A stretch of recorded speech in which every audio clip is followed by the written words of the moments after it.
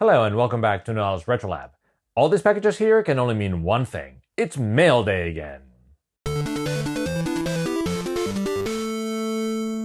We'll start with this big package coming from Damian in Spain. And yes, I am working on some VIC-20 content coming soon. Haha, coming from Damian, I suspect that this might happen. All right, so what do we have? Here we have some MOS chips. Is the shape looking familiar, perhaps? I'm sure it is to a lot of you. I was very well protected, and so this is it. A Commodore 64C. I don't know if I mentioned it to him or I mentioned it on Discord. It's a version that I don't have. Every single Commodore 64 that I have, and I have lots of different ones and lots to repair, they're the bread bin model, and I had never had one of these. So this is really cool. It definitely has some yellow keys, so I think I will not be able to hold back from doing some retro brighting there just to even them out. The rest looks really nice. I believe this one is working, but we'll find out. Actually, you know what? Let's open it up right now.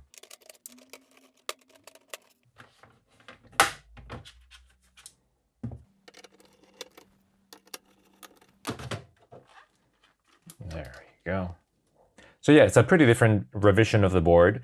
It's missing several chips, but those are the MOS chips we opened up earlier. So I guess we must have there the PLA, the SID chip, and the VIC-2 chip. So yeah, one of the reasons I'm excited to have this one, apart because it's a different board and it's good to have the different revisions of computers that I'm dealing with, it's because it has the different SID model.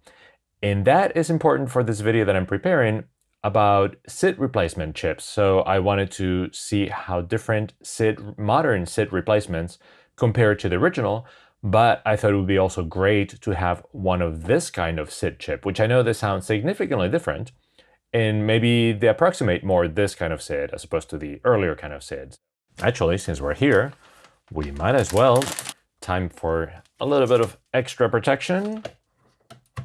There is a reason why the chips are separate. We'll get to that in a second. Okay, so let's try it. This is really convenient because I have the power supply and the video cable already set up because I'm working on that VIC-20 project.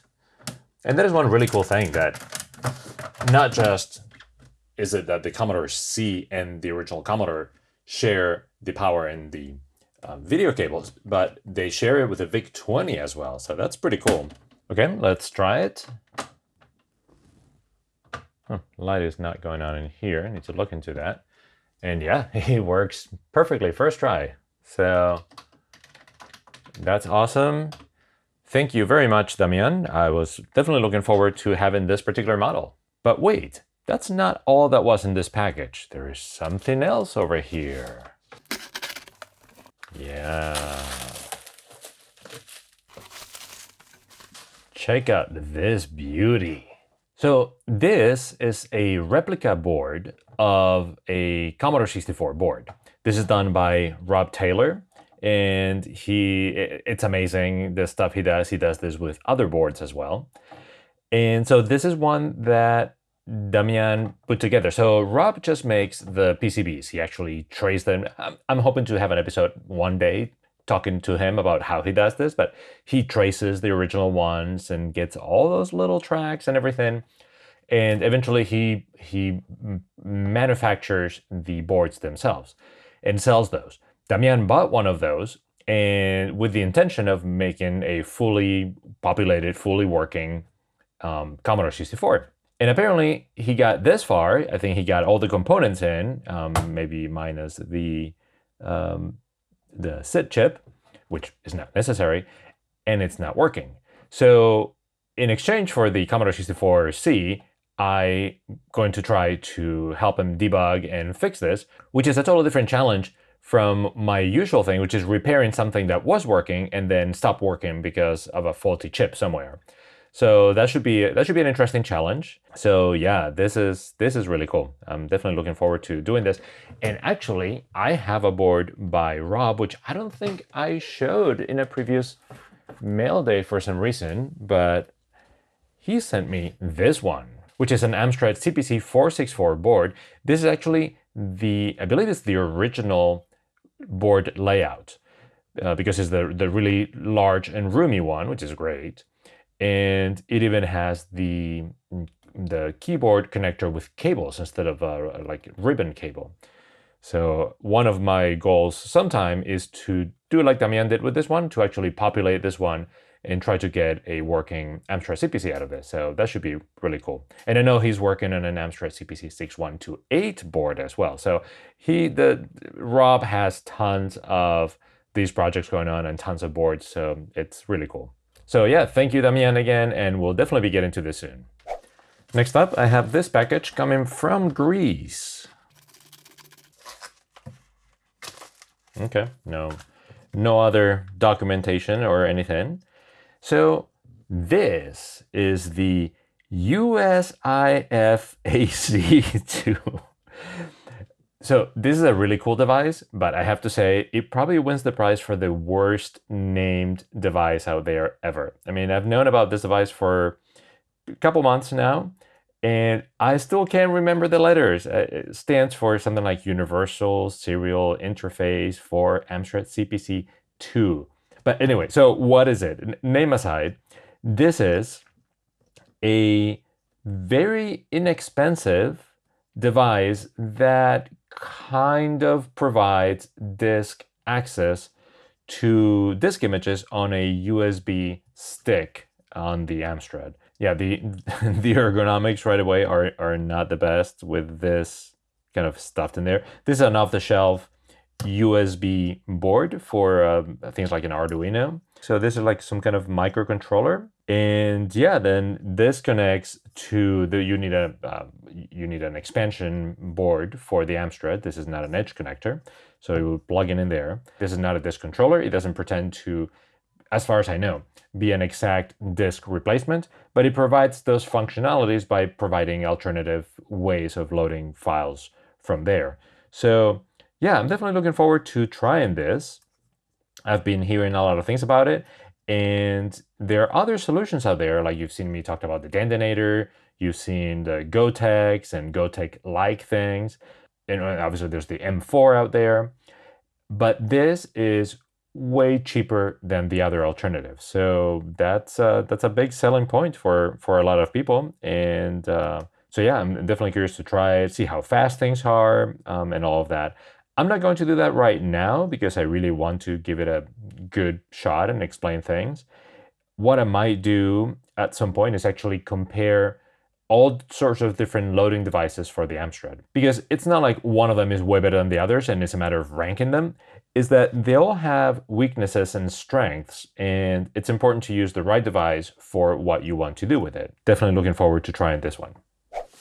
Next, we have a pretty big package, which I think it's going to be a surprise for a lot of people. Probably a lot of you are saying, what kind of weird computer did you get there, Noel? And, well, technically, this is not a computer. What do you mean this is not a computer? I hear some of you say, this is obviously a computer, right? Not exactly. This is a Minitel. So it says right there, Minitel, the brand is Matra. So this is a dumb terminal. This is just a terminal to access online services, and specifically the Minitel online service. And that was very, very popular in France during the 80s. It really was a pioneering service. This is before America Online. I looked it up and it came online in 1980. And then maybe commercially like a year or two later. That's very similar to CompuServe in the US. So it really was one of the earliest services of accessing data online, of accessing services online. And yeah, they were super popular in the US. I lived in France for a year. It was 1995 to 1996. And yeah, they were everywhere. Magazines had their own Minitel thing, like look it up in here. The problem is that you had to pay per minute you were accessing it, not just on the phone, but I believe a lot of the places you visited, they would charge you this many cents per minute. So yeah, that was not exactly encouraging you to linger on. And we'll get into details later, but this was actually surprisingly long-lived, well into the 90s. Yeah, we'll definitely look at it in detail in one episode. I'm hoping to do something with it, whether it's accessing some Minitel service emulators or setting up an Arduino and connecting with this. So what kind of connectors does this have? It has this. That's probably some kind of contrast, brightness thing. And that has a DIN 5 in there that I have no idea what that's for. So I need to investigate that. This looks like maybe it opens, but there's no tab in there. But it looks like it definitely opens. And then we have the power, and we have this thing right here, which I had completely forgotten about. So this is an old-fashioned French phone connector, which is crazy. I had totally forgotten about it. They would have sockets in the wall with this kind of shape, and you just plug it in, and then this is kind of cool. I guess you could plug in another one right there. But this is completely different than the, what is it, RJ11 from the US and well, I guess probably a lot of other countries. Also, I don't know what the color is supposed to be like. Is it supposed to be this brownish thing? Probably. It kind of matches the key, so no retro brighting there. And the keyboard, so it's not a chiclet keyboard. It has a much better feel than that. So it's way better than the ZX Spectrum, for example, even though it doesn't look it. But it's clearly no modern keyboard, but you can still type on this thing pretty well. So yeah, it's going to be really cool looking into this one and digging a little bit into its history and then seeing what we can do with it. And finally, we have another package from Retro Rewind in Canada. Retro Rewind is the ones that sent me the Commodore 64 harness, and then they sent me something else. Oh, this was a care package. Here's our retro tea and some sugar sweets. Enjoy, Team Retro Rewind. Load tea and sweets. Awesome. Oh, wow. Very cool. Wow. So this is starting to look a little too much like Adrian's digital basement, with me getting candy first from Damian and now from Retro Rewind. We got Nerds, Airheads, and Bubble Bubble. Oh, cool. Very cool. And the t-shirt looks awesome. Let's see it. Very nice t-shirt. And it's even a medium size. They got my size right. Thanks a lot, Retro Rewind. Really appreciate it. So there you go. Lots of really cool projects coming up. And I'm going to try putting on this t-shirt Superman style. Let's see if that works. And it worked. Look at that. Anyway, thanks again, Retro Rewind. I hope you all enjoyed the episode, and I will see you next time. If you enjoyed this video, please consider supporting Noel's Retro Lab on Patreon or joining the membership on YouTube. Not only is that the best way to support this channel and allow me to continue making more videos, but you also get some extra perks like early access, ad-free videos, and more. Thank you again to all the supporters. See you next time.